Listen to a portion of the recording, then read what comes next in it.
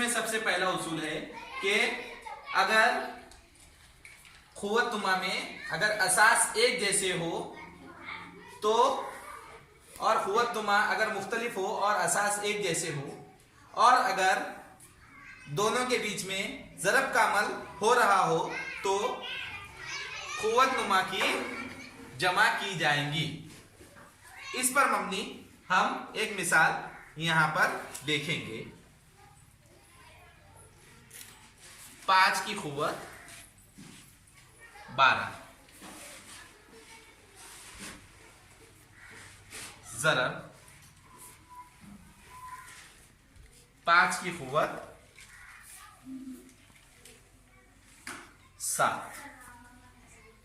इसको हमको हल करना है। 5 की खुव्वत 12 और 5 की खुव्वत 7, इसको हमको हल करना है। तो यहां पर हमने लिख दिए 5 और ये खुव्वतनुमा दोनों के बीच में ज़रब का अमल हो रहा है, इसीलिए खुव्वतनुमा की जमा होगी। 12 और 7 19, इसीलिए हम यहां लिख देंगे 19।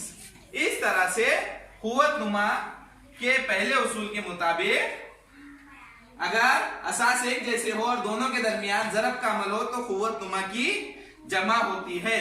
अब इसके ऊपर मबनी मैं आपको सवाल दूंगा, आप वो हल करके बताइए।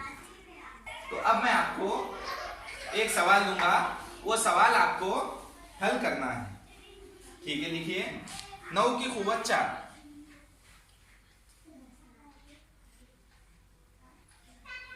9 की खुव्वत 4 ज़रब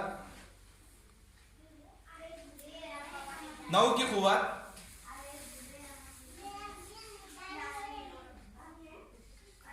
7।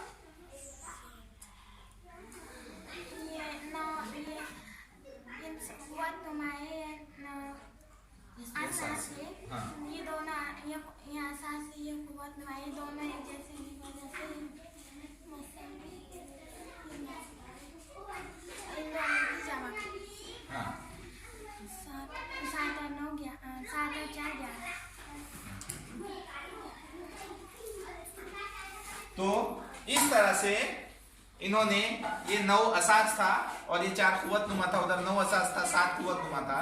असास एक जैसे थे, इसीलिए क्या किया उन्होंने, असास को जैसे के वैसे ही लिखा और खुव्वतनुमा की जमा की। 7 और 4 11।